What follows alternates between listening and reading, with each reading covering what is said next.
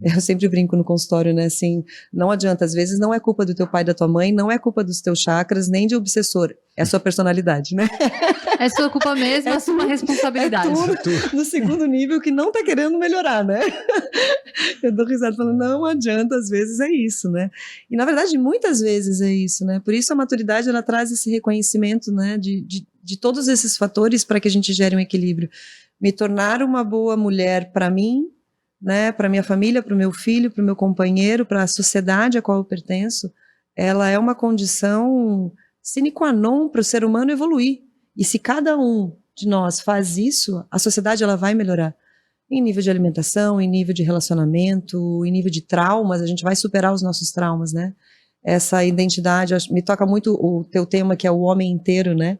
E o teu trabalho que você tem com o masculino, porque com o feminino a gente tem muitas mulheres que já trabalham, né? E muitas rodas de mulheres ao longo dos últimos 20 anos, né? A minha é uma de centenas, mas a tua é uma quase única, né? E o tão bonito que é ter um homem que tem essa profundidade de olhar para o masculino e falar, vamos reaprender a ser inteiro, né? Porque sim, né? Como para as mulheres a gente faz esse trabalho também de olhar e a gente só precisa relembrar ser mulher, né? Porque em algum pedaço do caminho a gente se perdeu, né? Exato. E não vamos mais colocar culpas nos nossos antepassados, no machismo, no patriarcado, no feminismo, no matriarcado. Não, vamos esquecer isso. E vamos integrar, porque é um novo movimento, a nossa sociedade ela está num outro lugar. Vamos voltar, né, para a essência. Vamos, né, voltar para a essência. Hoje a gente tem tecnologia, a gente tem nanotecnologia, né? Os povos ancestrais, por honra a eles, a gente pode fazer diferente. Por honra a eles, a gente pode abaixar as duas bandeiras, né? Tá, vamos aprender agora, né? Nesse século, como que uma mulher e como que um homem pode fazer para viver juntos de uma forma mais harmônica, para criar seus filhos, para ser um empresário, uma empresária, para tocar sua vida e continuar junto até o tempo que for, né? Eu acho que esse equilíbrio do masculino e do feminino, ele é muito rico, né? Mas precisa ser curado, né? Esse espaço. Eu vejo, eu como homem, eu sou muito grato a todo esse movimento das mulheres, sabe? Porque, de certa forma, o movimento que as mulheres estão já, né? Principalmente desde o surgimento do feminismo e tal, por um lado, desacomodou, aos poucos foi desacomodando nós homens também. Sim, né? Foi tirando do lugar, né? Faz a gente se questionar a respeito, né, depois de todo o movimento que as mulheres fizeram, alguns homens, não são todos, é claro, mas começaram a questionar de novo, né? O que é a nossa identidade? O que é a nossa identidade enquanto homem? Sim. Porque como a gente falou, muitas vezes a identidade do homem estava na sua função de provedor, por exemplo. Né? E durante pelo menos 2 séculos, tá? A identidade do homem foi de certa forma moldada em cima do aspecto da função de provedor. Só que isso fez com que o homem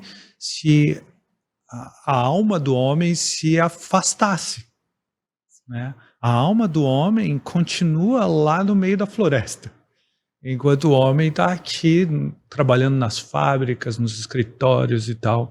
A alma do homem está muito distante dele, né? Então a gente talvez, eu não sei, porque eu faço um trabalho com os homens já fazem 20 anos, sabia? Uau. Eu iniciei o trabalho que hoje é do homem inteiro fazem 20 anos. É muito tempo. Quantas pessoas você já atendeu nesses círculos? Tu pensa, né, que um trabalho de 20 anos, eu já atendi 2.000 homens só.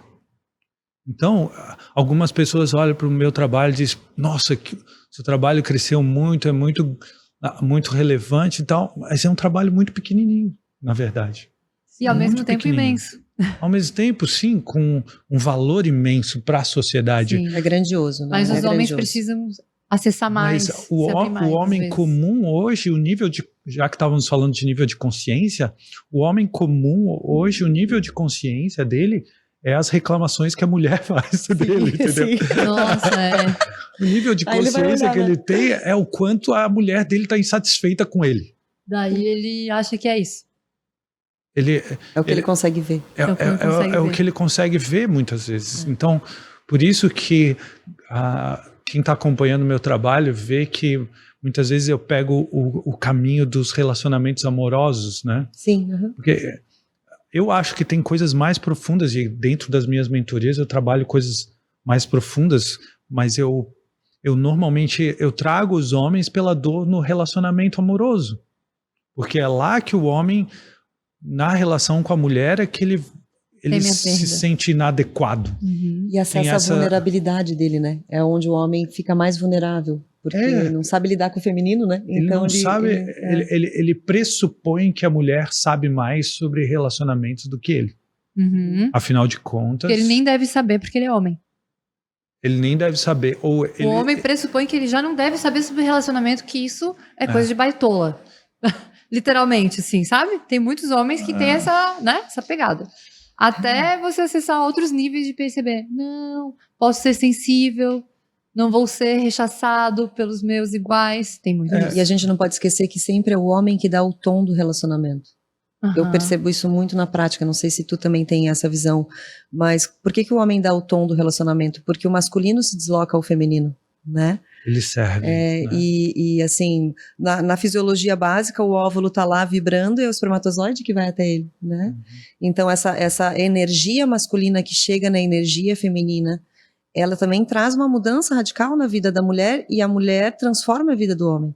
Né? Então essa beleza do homem entender que ele tem muito poder dentro do relacionamento, ele dá o tom do relacionamento, ele faz o relacionamento acontecer. A vida só é possível quando o espermatozoide encontra o óvulo. Ele tem e aí ação, tem né? essa fusão. Então essa energia masculina, ele precisa ir de encontro com a feminina para que a energia feminina possa fazer toda a geração. Né? Só que esse equilíbrio. Só que voltando àquele contexto que a gente estava conversando no começo da nossa conversa, né, o homem ele cresce com excesso de presença materna. Sim. A mãe ditando tudo e ensinando ele todos os aspectos da vida. Pouca presença paterna, né, ou uma ausência paterna muito grande. Então, quando ele vai para o relacionamento com uma mulher, por exemplo, né, no relacionamento com uma mulher, ele pressupõe que é a mulher que tem que conduzir a coisa. Sim. Ele dá né, ele às vezes engrossa a voz um pouco e tal, mas se a mulher levanta a voz junto, ele já se apequena. Porque a mulher ela tem a mulher que ele conhece, a mulher que ele primeiro amou é a mãe, ela é muito poderosa, a mãe. Ela é muito poderosa porque ele não, né? Eu, por exemplo, eu tive uma criação junto com meu pai e com a minha mãe, né? Tive um pai presente, bastante presente. Só que no meu caso, o meu pai sempre sofreu de depressão, então ele sempre lutou com a depressão. Foi um guerreiro, ele conseguiu, né, ajudar a minha mãe na provisão, porque a minha mãe que era a provedora, e ele ajudou ela, ele ajudava, ele participava da nossa educação o máximo que ele podia, mas tinha a sombra da depressão ali, difícil conectar com ele. Então, eu sempre tive, e eu era o caçula até os 8 anos de idade, então sempre tive uma presença materna muito forte. Então, o que acontece com esse homem que teve uma presença materna excessiva e forte na sua vida? Ele vai para o relacionamento e a tendência dele é projetar na parceira de relacionamento a figura materna. Então, por um lado, ele não suporta a mãe chata, né? Que fica sempre dizendo... Porque eu já sou adulto, não posso ter uma mãe então, nessa relação, ela acaba assumindo esse lugar da mãe chata, né? A mulher acaba assumindo esse lugar da mãe chata, ele se afasta. Por outro lado, ele também não pode questionar e ir contra, porque a mãe é essa figura divina. Na nossa sociedade hoje, a figura paterna caiu num ridículo e inadequação, enquanto a mãe é a figura o único amor de verdade reconhecido pela sociedade hoje, de uma forma geral, tá? É o amor da mãe. E eu acho isso um tanto quanto doentio. E aí, Porque quando você exclui o pai, exclui e não dá o valor que tem do pai na tua existência, é um problemaço para a sociedade, para os filhos. aí sobrecarrega a mulher. Total. Porque aí a mãe, ela precisa suprir a função materna e a função paterna. E é outro problema que as mulheres vivem hoje, uma sobrecarga, né? As mulheres estão sobrecarregadas, cansadas, exaustas, porque elas têm que carregar as duas coisas. Quando as mulheres me escrevem, elas sempre...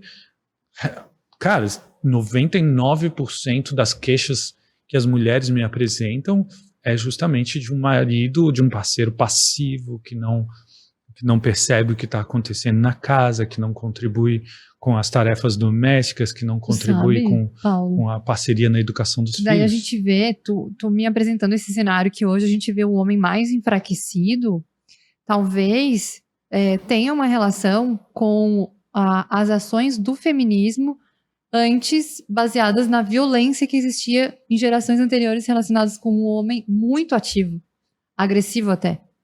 Então existia a imagem do provedor que era só de entrega, a mãe, né, sendo sempre coagida, um pouco reprimida lá antigamente. Tá. E daí veio o feminismo, que era o quê? Libertem-se. Vocês são livres, vocês podem fazer o que quiserem, inclusive vocês não precisam do pai nem do homem. E daí vem esse movimento um pouco agressivo.